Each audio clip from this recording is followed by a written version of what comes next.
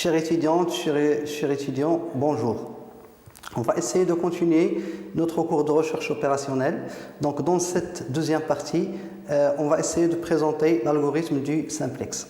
Alors, dans la première partie, on a présenté la méthode graphique et la résolution graphique. Mais ça reste une représentation et une résolution pour un problème à deux variables. Mais dans la plupart des cas, on n'a pas de variables, mais on a plus de deux variables. Donc, on a besoin d'une procédure algébrique qui nous permet de résoudre de tels problèmes. Alors, pour le problème d'algorithme de simplex, on va essayer de l'appliquer pour un problème de maximisation et pour la minimisation. Alors, pour ce faire, il faut suivre les étapes suivantes. Donc, un algorithme du simplex, il faut d'abord formuler le programme linéaire. 2, il faut vérifier que le second membre il est positif. 3, il faut écrire le programme linéaire sous sa forme standard. La forme standard, c'est-à-dire transformer les inégalités sous forme des égalités en introduisant les variables d'écart. Après la construction du premier tableau, 5e étape, le choix de la variable entrante. La variable entrante, c'est la variable qui a le plus grand profit net positif, les CJ-ZJ. Après, le choix de la variable sortante. Après, on détermine un nouveau tableau via la méthode de pivot ou bien la règle de pivotage. Après, on essaie de faire un test pour savoir est-ce qu'on a atteint l'optimum ou bien il faut refaire l'itération. Donc, on va essayer d'appliquer ces étapes sur l'exemple suivant. Alors, on a un exemple de maximiser Z, 25x1 plus 15x2. Donc, il faut signaler que c'est un problème à deux variables, mais on essaie d'appliquer cet algorithme sur le problème à deux variables pour bien assimiler la méthode. Mais on peut utiliser cet algorithme pour 3, pour 4, pour 5 et plus, pour plusieurs variables. Alors, la première étape, c'est la forme standard, c'est-à-dire transformer les inégalités sous forme des égalités. Donc, il faut remarquer qu'on a 2x1 plus 2x2 inférieur à 240. Donc, on a ajouté une variable d'écart pour transformer l'égalité sous forme d'égalité. Alors, à l'origine, lorsque x1 égale 0 et x2 égale 0, alors on trouve E1 égale 240 et E2 égale 140. Donc, dans un problème de production, E1 et E2, ils représentent les ressources. Alors, au départ, on n'a pas de produit, on a seulement des ressources. Au fur et à mesure, on transforme les ressources sous forme de produits, la quantité de ressources diminue et le nombre de produits augmente. Ça veut dire les variables d'écart, ils vont disparaître. Alors, pour donner naissance à des variables de décision. Alors, après avoir déterminé la forme standard, alors, il faut signaler que les variables d'écart, ils n'ont aucun effet sur la fonction objective. C'est la raison pour laquelle on affecte un coefficient nul. Et bien sûr, on ajoute des contraintes de non-négativité des variables de décision. Alors, à l'étape suivante, on va essayer de construire le premier tableau. Alors, le premier tableau ou bien le tableau 0, donc vous remarquez que la première ligne contient les coefficients des variables de décision ou bien de toutes les variables dans la fonction objectif. La deuxième ligne représente toutes les variables de x1 jusqu'à E2. La première colonne représente les coefficients des variables d'écart dans la fonction objectif. Et la deuxième colonne représente les variables de base. Pourquoi? Parce qu'au départ, lorsqu'on a x1 égale 0 et x2 égale 0, ces variables s'appellent des variables hors base. Par contre, lorsque E1 égale 240 et E2 égale 140, elles s'appellent des variables de base. Alors, pour la troisième et la quatrième ligne, ils contiennent les coefficients dans les contraintes. Donc, l'étape suivante, c'est calculer ZJ. Alors, ZJ, c'est la consommation de chaque produit en matière première. Donc, comment on a rempli la cinquième ligne? Comment on a trouvé ce 0? Donc, c'est 2 fois 0 plus 3 fois 0, ça donne 0. C'est-à-dire, ZJ, c'est la multiplication des coefficients de la variable par les coefficients des variables d'écart 2 à 2. Donc la même chose ici, 2 fois 0 plus 1 fois 0, c'est 0, ça va donner la même chose. Après, on essaie de calculer CJ moins ZJ. Donc 25 moins 0, 15 moins 0, 0, 0. Ça représente concrètement le profit de chaque produit. Donc on remarque que 25 c'est normal, supérieur à 15. Donc on doit commencer par la production ou bien par l'introduction de la variable x1. Donc la variable entrante c'est x1. Alors x1, la variable entrante, c'est celle qui correspond à CJ moins ZJ le plus élevé. Donc il va entrer dans la base à la place de l'une des deux variables. Alors, une fois on a déterminé la variable entrante, il faut déterminer la variable sortante. Donc, le tableau numéro 2 nous permet de déterminer la variable sortante. Alors, pour déterminer la variable sortante, il faut ajouter une autre colonne qui s'appelle le ratio test ou bien ratio économique, RT. Il faut diviser toutes les quantités sur les coefficients de la variable entrante. Par exemple, la quantité de 140 divisée sur 2, ça donne 120. 240 sur 2. 140 sur 3, ça donne à peu près 46. Ça veut dire que la quantité de 140, il permet de produire 120 unités de X1. Par contre, la quantité de 140, il permet de produire 146. Alors, même si on veut produire plus, mais on est limité par les ressources. Donc, on va produire seulement 46. Donc, on va choisir le ratio test le plus positif, le plus faible positif. Alors, la variable sortante, c'est E2. Alors, l'intersection entre la colonne de la variable entrante et la variable sortante dans ce qu'on appelle le pivot, la valeur de pivot. Dans notre exemple, c'est 3. Alors, après qu'on détermine le pivot, on doit remplir un nouveau tableau par la règle de pivotage. Alors, c'est quoi la règle de pivotage? La règle de pivotage, il faut diviser la ligne du pivot sur la valeur de pivot, c'est-à-dire toutes les valeurs de la ligne du pivot, on doit les diviser sur le pivot. Deuxième règle, c'est remplir les autres cases par la règle suivante. Alors, la nouvelle valeur égale l'ancienne valeur moins la projection de l'ancienne valeur sur la ligne de pivot fois la projection sur la colonne de la ligne de pivot sur la valeur du pivot. On va essayer de prendre un exemple. Je vais revenir au tableau numéro 2. Par exemple, ici, 240. Comment il va devenir? 240, c'est une ancienne valeur. Alors, on essaie de faire une projection. Vous voyez ici, c'est un repère. Et l'origine, c'est 3. C'est 3. Donc, on va essayer la projection sur la ligne, c'est 140. Et la projection sur la colonne, c'est 2. Alors, 240, ça va devenir 240, c'est l'ancienne valeur, moins 2 multiplié par 240 sur 3. Donc ça, c'est la règle de pivot. Et bien sûr, pour la première règle, il faut diviser la ligne du pivot sur la valeur de pivot, c'est-à-dire toutes les valeurs, il faut les diviser sur 3. Alors, on voit clairement ici que la variable x1, elle a entré à la place de E2 avec son coefficient dans la fonction objectif, bien sûr. Toutes les valeurs de la ligne de pivot sont divisées sur la valeur 3 et les autres valeurs, elles sont remplies par la règle de pivot de la projection sur la ligne et sur la colonne.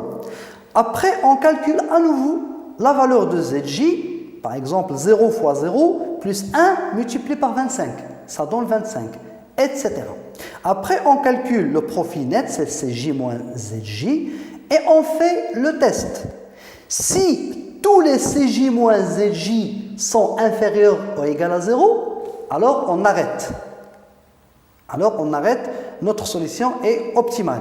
Sinon, on doit développer une deuxième itération. Alors, dans notre exemple, on voit clairement qu'il reste encore une valeur positive. C'est-à-dire que la solution n'est pas optimale. C'est-à-dire on peut faire mieux, on peut pousser encore, on peut avoir une valeur de z mieux. Alors, on va essayer de faire une nouvelle itération, c'est-à-dire la variable entrante, la variable sortante, le pivot et développer un nouveau tableau par la règle de pivot. Alors ici, la plus grande valeur positive de Cj moins Zj, c'est 20 sur 3. Donc la variable entrante, c'est E2.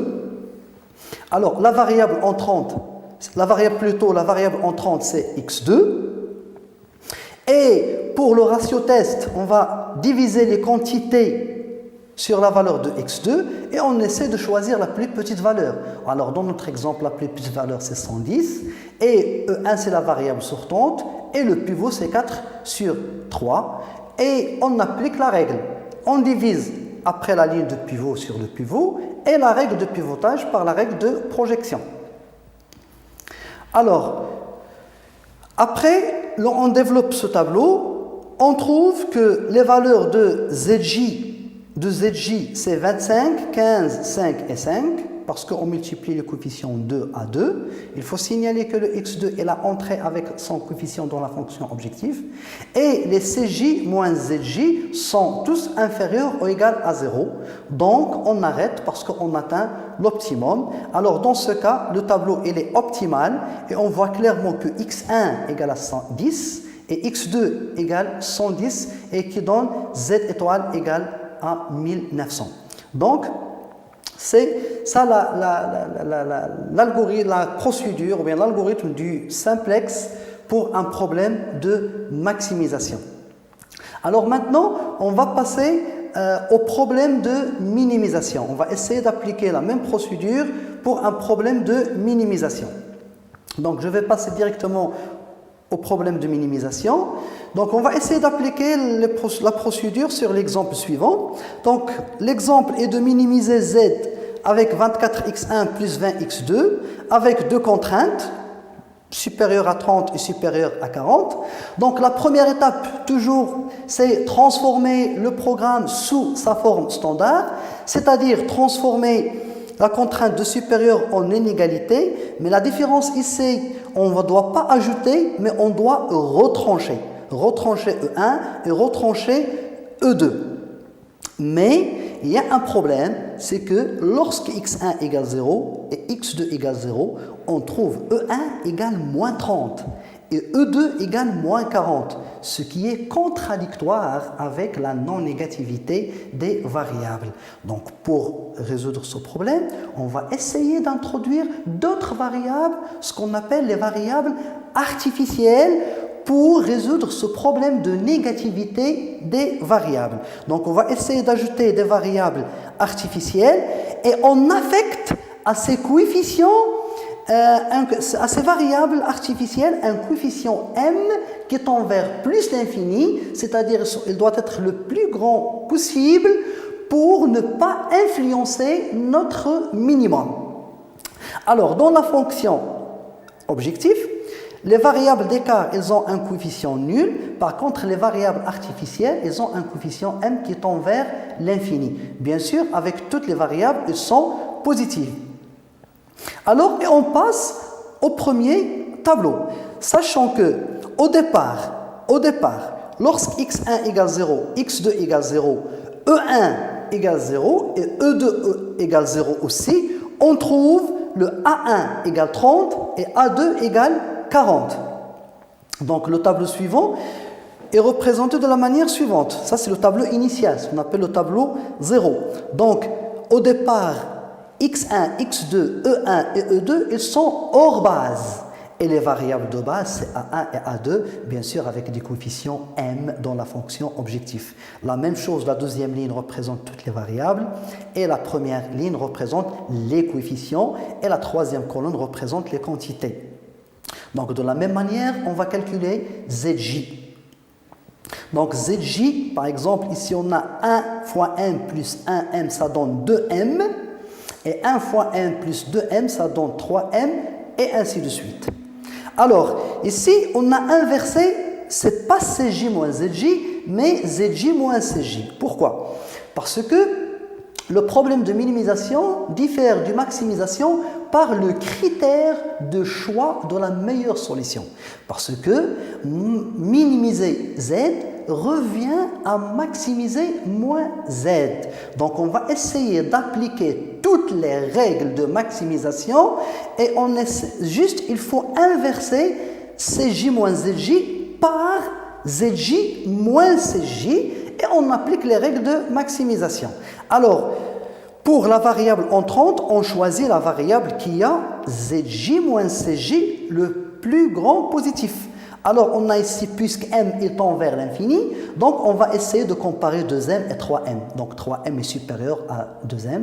Donc la variable entrante, c'est x2. Une fois on détermine la variable entrante, on essaie de remplir la colonne du ratio test. Alors, pour le ratio test, on divise les quantités sur la variable entrante. Alors, 30 sur 1 et 40 sur 2. Et la plus petite valeur positive, c'est 20. Et l'intersection de la ligne avec la colonne, ça donne ce qu'on appelle le pivot.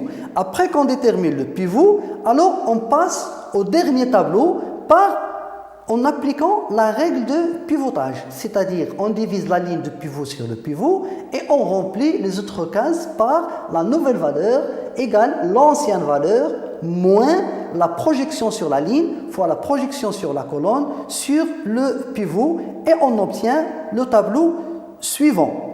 Alors, et on essaie de faire le test. Est-ce que toutes les valeurs ZJ, je dis bien ZJ moins CJ parce qu'il s'agit de minimisation, est-ce que toutes les valeurs elles sont inférieures ou égales à 0?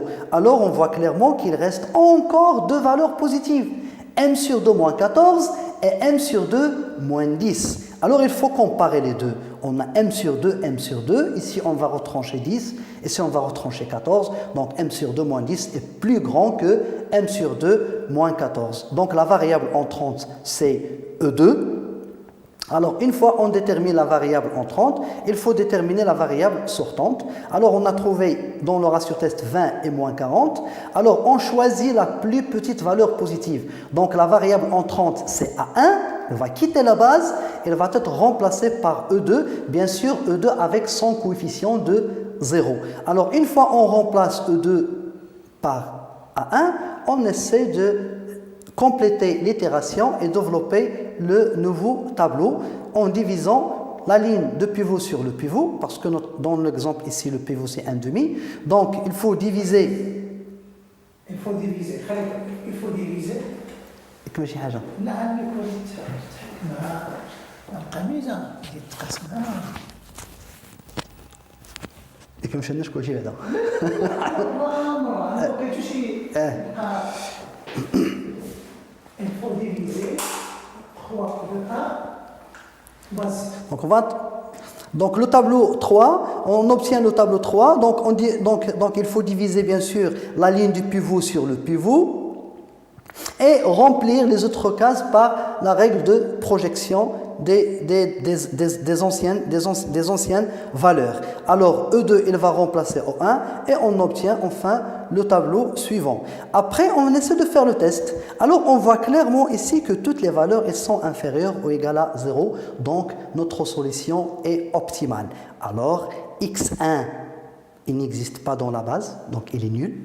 x2 égale 30, E1 égale 20 et E2 égale 0. Et lorsqu'on remplace ces variables dans la fonction objectif, on obtient z étoile égale à 600. Donc c'est ça les étapes à suivre pour résoudre un problème de minimisation avec un algorithme de simplex.